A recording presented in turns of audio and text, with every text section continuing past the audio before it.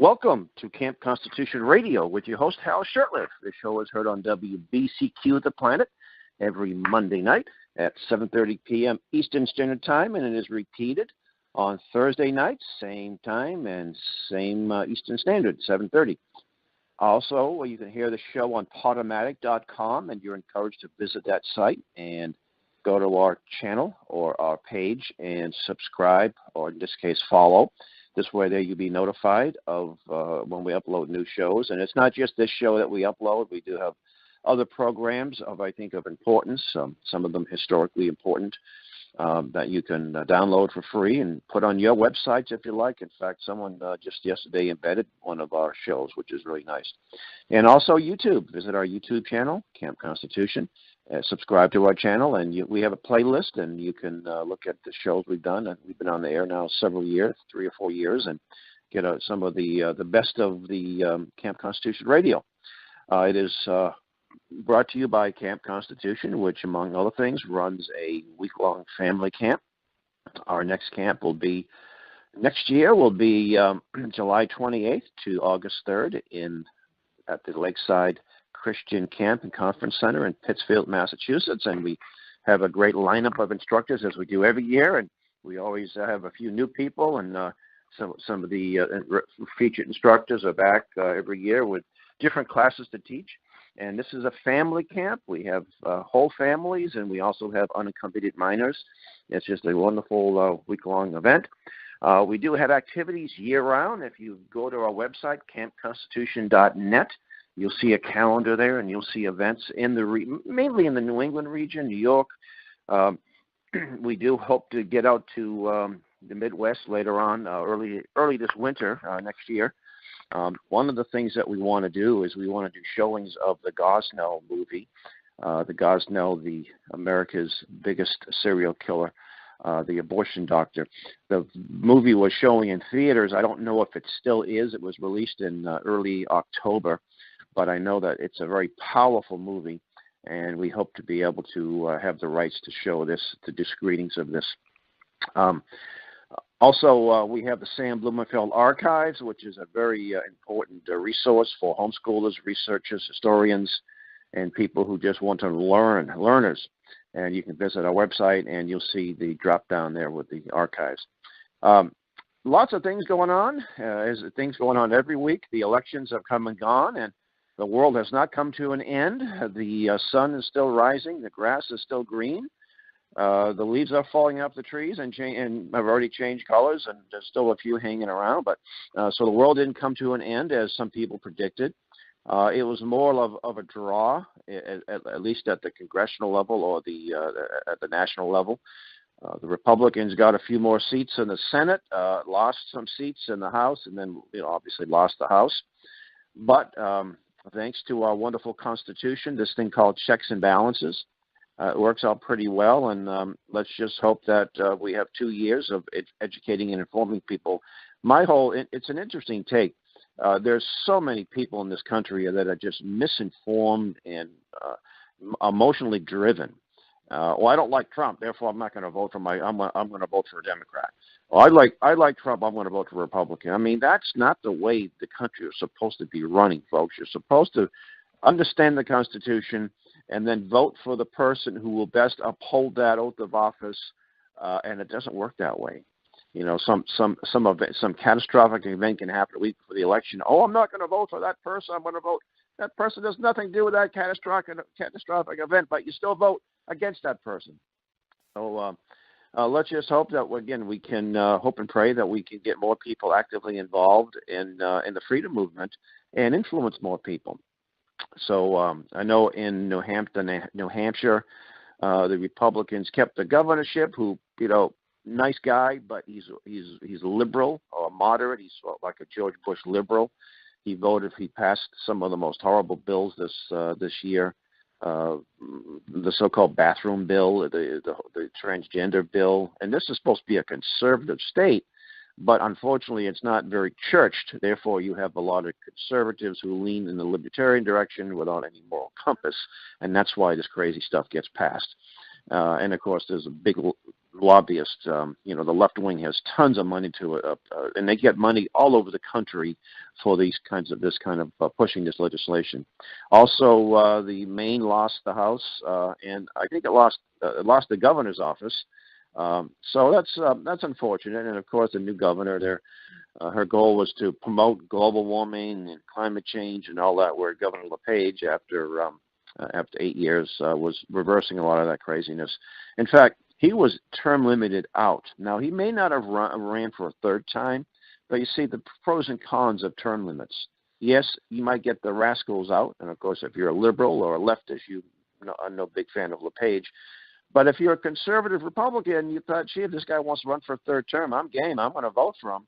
But you can't, because you got a term limit bill, a law that says you can't go. And now they're stuck with the conservatives in Maine are stuck with a leftist in the governor's office. And I'm not sure if they kept the Senate, but I think they lost the House. So I don't know if they had the House before. But anyway, just interesting. My family, my ladies are down in Florida. They were down in Florida last week and coming home in a few days. So I've been sort of a Disney widower. My daughter's dance performed down there, and my wife went down to join them. And my poor wife, she worked so hard, she deserves it. But I'm home, and I got a lot of work done around the house and had some events. Went to a very interesting event yesterday, which I'll talk about. It was put on by my good friend Dave Kopatz, who's been a guest on the show, I think, in the past. It was a documentary. There's a 4-part documentary. This is part 1, and it's called Dead Man Talking, and it's about Lavoy Finnegam, who was murdered by the BLM, not Black Lives Matter, but Bureau of Land Management in Oregon a few years ago, and his wife, widow Jeanette, was there. She's a lovely lady, and there was a gentleman that Mark Herr, Herr, who was the Center for Self-Governance, and that's the entity that had put together this documentary. And he's a very interesting guy, and they seem to do pretty good work. They teach people the principles of limited government, the Constitution, U.S. history. So I plan to have them on the show in the not too distant future. But this documentary, it really makes you sick how the Obama administration, how they use the Bureau of Land Management should be abolished completely. And under the Constitution, Article 1, Section 8, where Congress has jurisdiction over 10 square miles in D.C., which was in the process of being set aside. There was no District of Columbia, I think it was called something else before that. It was in the process of being land that was taken from Virginia and Maryland to become the nation's capital, 10 square miles. And it also calls for docks, forts, magazines where you store ammunition, and other needful buildings. And when the United States government got territory, they got Louisiana Purchase and other ways they got territory, the goal was to turn it over to create a state as soon as possible, and then the states would own that. The states would dispense with the property as it deemed necessary. So you have the federal government taking over more. In fact, they own large parcels of land, something like, I don't know what the percentage is, 20 or 30% of the land in the country is owned by the federal government. It might be a little more than that. And out west, it's owned mostly by the federal government, all unconstitutional. But Mr. Finnegam was, I think, a real righteous man. He was a cowboy. He ended up buying a ranch, his lifelong dream. Had a lovely family, and his wife were just salt of the earth type people. And he was actually murdered. He was shot in the back 3 times. And Mrs. Finnegam has a wrongful death suit, and hopefully she'll be successful. It's not going to bring the husband back, unfortunately, and it's just a shame, a tragedy that the government can really become an enemy of the people in this case. And it's interesting too. The Black Lives Matter people. There's been some injustices. There's some examples where police have abused their authority. I'm not denying that. But, when you have, millions of police, millions of time around the country where police are responding to criminal activity, I think their record is pretty darn good overall. And the Finnegams, Jeanette does not hate the police. She does not hate the federal government. She's not out, to do nasty things. but obviously out to expose what they do and hopefully prevent these kinds of things in the future. So let me just give you the website for the Center for Self-Governance where you can get information about this. Let's see. It's just centerforselfgovernance.com, and they're based in Washington State. So I do encourage you to check those folks out. Something else, too. One of the things I've observed is that the left, now the left members of the left don't have a whole lot of children, and they abort most of them, but they do want to influence ours.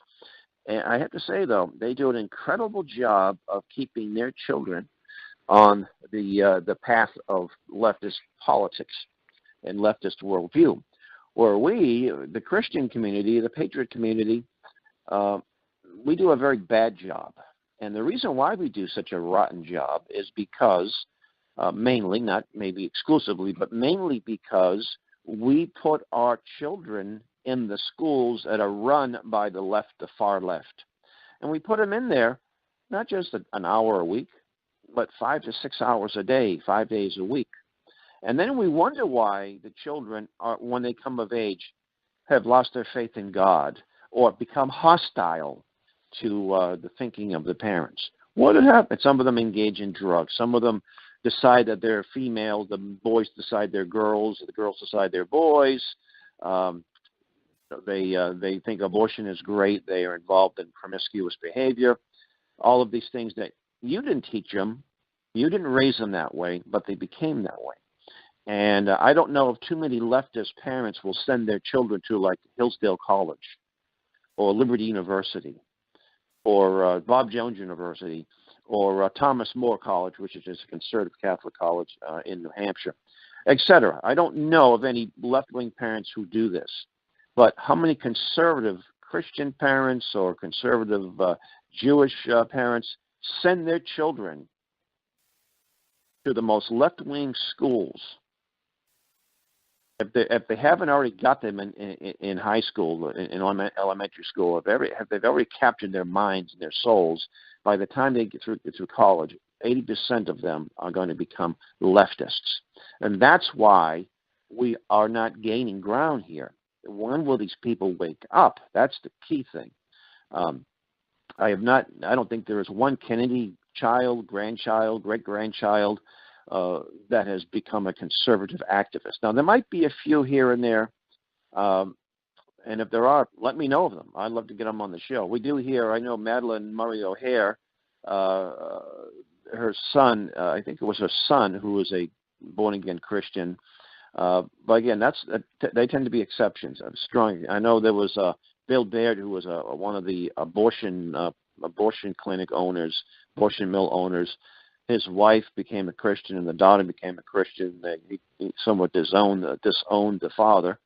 But for the most part, the left does an incredible job. And while our children and grandchildren are becoming leftists and becoming basically enemies, our enemies, unfortunately. And the Bible does say, pray for your enemies. So it's a strong word to use, but I just want to say that the goal is to get our enemies to turn them into friends. That's what our goal is, and allies. There's a video that I got a chance to watch in its entirety. It's called The Atheist Delusion, and it's been out for a while, I think. It's available on YouTube, and it was very interesting. The gentleman's name, the pastor, I have a mental block there, the name of the man. I think he's from Australia or New Zealand. He's got that, what we would consider an accent. But he interviews mostly young people, but in this, it's about an hour and a half long, and it moves very quickly. He interviews mostly young people in their 20s, but a few middle-aged people and an older man. All of them in the video say they're atheists, but most of them seem to be at least receptive. And he makes a very compelling argument. He shows them a book, and he said that this book evolved. Where did this book come from? And they all agreed that it had to be created. The ink, the paper, putting it all together, publishing it, shipping it. There's some kind of design here. And he said, well, if this book can be, if you all agree this book has to have a creator, isn't the human body far more complex than the book? And yet we think that this evolved. So it all gave them reason to think. Some of them in the video have accepted the Lord, a few of them right on the spot. But all of them, it seemed to be, all of them said that, well, I became an atheist when I could think for myself. And I thought that was very interesting. Think for themselves. Well, we start thinking for ourselves when we're infants. In fact, infants can be the most selfish little things in the world, as much as we love them, and they're adorable and cute. They cry when they're hungry. They cry when when their diaper needs to be changed, or when they're sick or need to be held.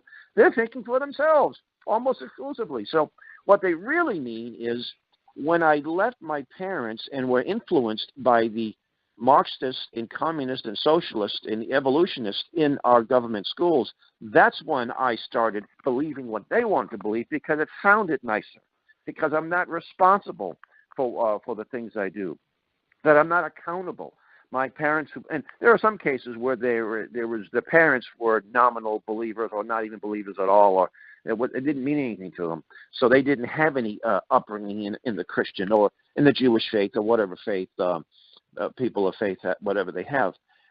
So they didn't have any. But a few of them said, well, they were raised a certain way, but when they were able to think for themselves. There was a middle-aged fellow, that said, well, that's when I became an atheist. And again, he became an atheist. He didn't say so, but he became an atheist because he was in a government school where they promote atheism. In fact, that's where most of the faith of our children are lost. I remember in my 8th grade science class, I had a pretty teacher. She was cute. She was probably in her mid-20s.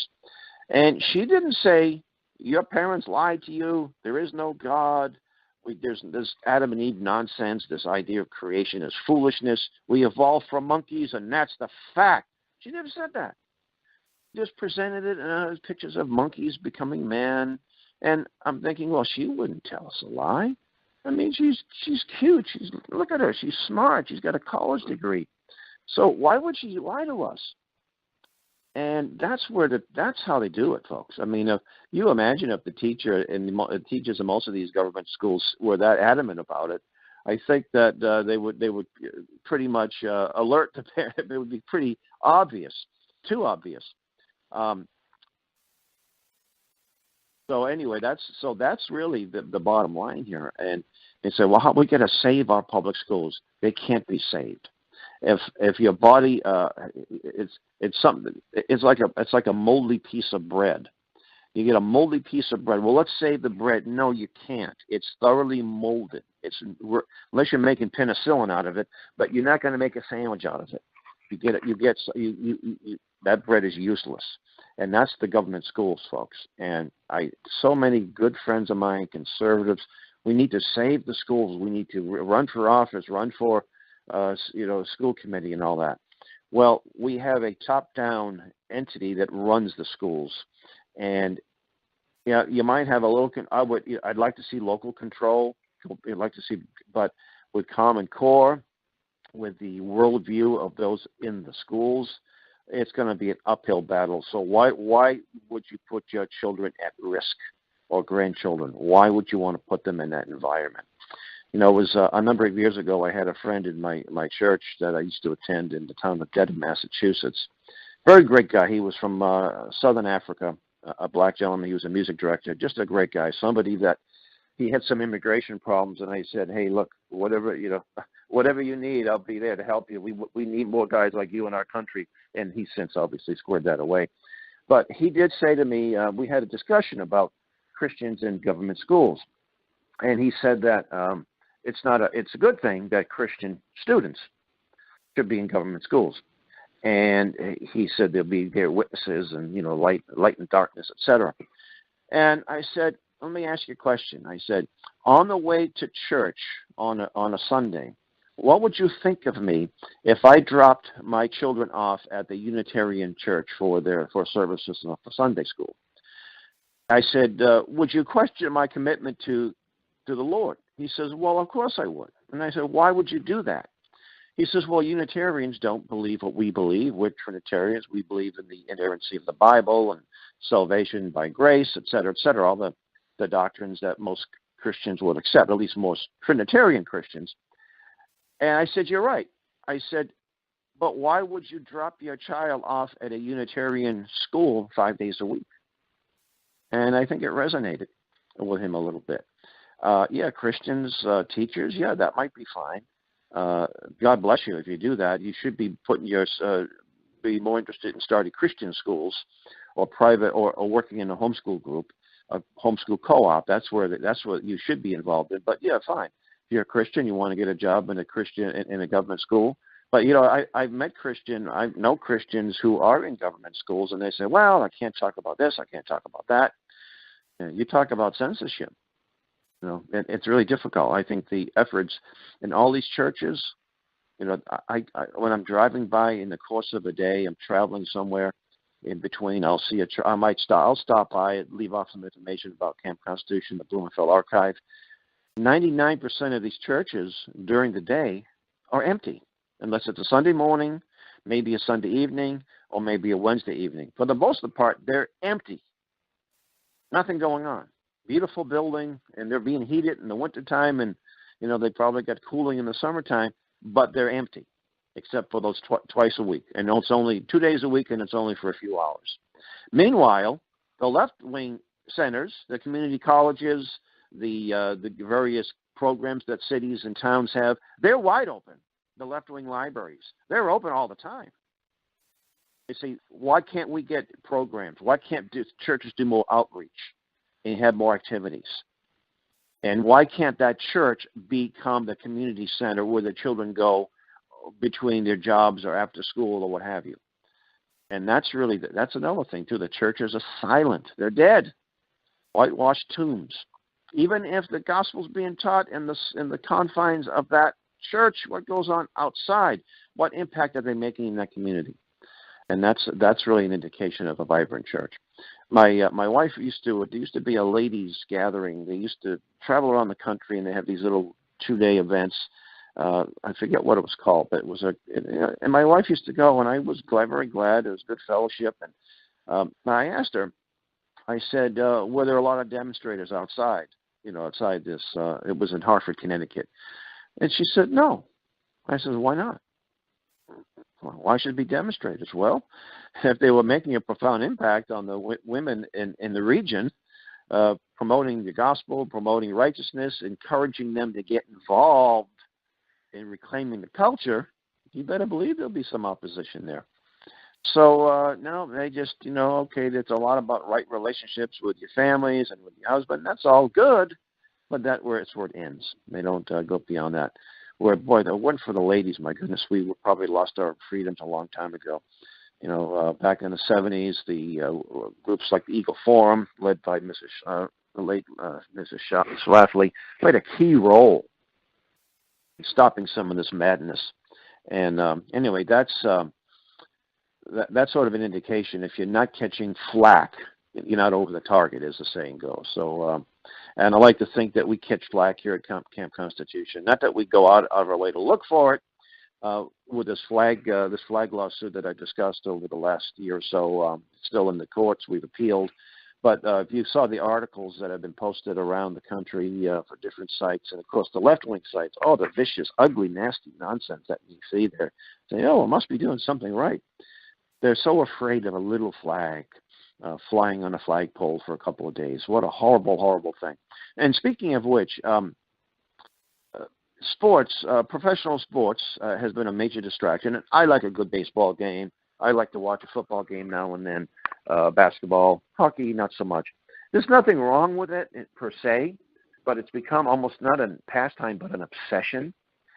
And the owners, most of the owners are either participating in the culture war by promoting the homosexual agenda or encouraging their people to kneel at the national anthem. So they're promoting the leftist agenda. And I live in Boston Red Sox, and the owner is a very liberal billionaire, and the principal owner, John Henry. And he is a flaming hypocrite. At least we would look at it as hypocrisy. They don't, because their agenda, they don't have the same standards we have. A few months ago, he decides to change the name. Well, he had to get permission from the city, and they were gladly granted it. But the location of Fenway Park, the address was Yawkey Way. I think it was 4 Yawkey Way, named after the late owner, Tom Yawkey. And it was renamed Yawkey Way, had been Jersey Street, at least that block had been Jersey Street, and they renamed it Yawkey Way in his honor in 1976-77. And he's owned the team since, 2000 or so, 2001, maybe even the late 90s. And all of a sudden, the name Yawkey is a stench in his nostrils, and he had to change it back. And he had to, and of course the city was more, oh yeah, Tom Yawkey was a racist. Here's a guy, Tom Yawkey, that had more black players on his team in the mid-'60s than the Boston Globe that had sports writers. In fact, the Boston Globe didn't break the color line when it came to its writers until 1973. And here is the owner of the Red Sox, who also owns the Boston Globe. But what I wanted to mention too is they fly the rainbow flag on Fenway Park in June to commemorate Gay Pride Month.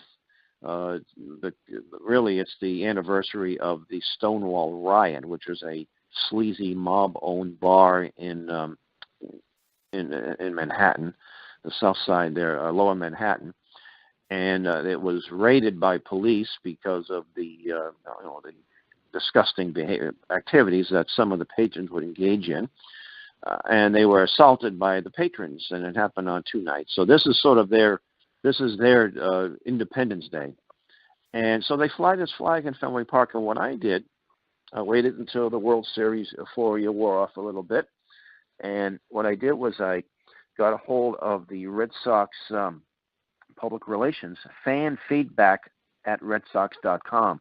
That's the email, fan feedback at redsox.com. This is their community affairs. And I asked them, it was about 4 or 5 days ago, I asked in an email, I said, would you fly the Christian flag during the Christmas season and during the Easter season, probably a weekend before, so a few days after Christmas, and either the Easter weekend from Good Friday to Sunday. I said there are lots of Christian fans, and this would be a nice thing to do. Well, they haven't got back to me, and I don't expect that they will get back to me anytime soon unless we put a lot of pressure on them. So I'm asking, if you're listening to this show and you want to simply make that request, just get a hold of fan feedback at redsox.com. And may I encourage you to do the same thing with your sports team. A lot of the teams, not all of them, do some kind of promotion of the homosexual agenda. The Chicago Cubs were the first team to do it. I think it's 2001. And so they want to do that. That's fine. But let's, if you're gonna cater to your fan base of 0.5%, why don't you cater to the fan base that might be a little higher than that? I know there are a lot of Christians of various denominations that are baseball fans that spend these ridiculous amounts of prices to buy tickets and wear the T-shirts. I remember years ago the teams used to give you T-shirts. It was like free advertisement. You were advertising the team, or companies used to, hey, wear our T-shirt. Advertise it. Now this stuff is designer wear. Now you're paying big money to advertise that. Could you? We sell camp T-shirts. We sell them a few bucks over the cost to help make, and we give them away, so we kind of break even. But I can't imagine, people actually paying big money, not just little money. A T-shirt's a T-shirt, but you're paying you pay them good money to put their logo on the shirt. It's incredible. These marketing geniuses that came up with this years ago, hey, these people will pay to advertise our product because they love the product so much, whether it be Coca-Cola or will it be a baseball team or a company, organization, or whatever. Anyway, so again, I encourage you, people who are freedom activists, fan feedback at redsox.com, and be very respectful and say, look, we request that you fly the Christian flag. Anyway, we're out of time. You've been listening to Camp Constitution Radio with your host, Hal Shurtleff. And until next week, may God richly bless you.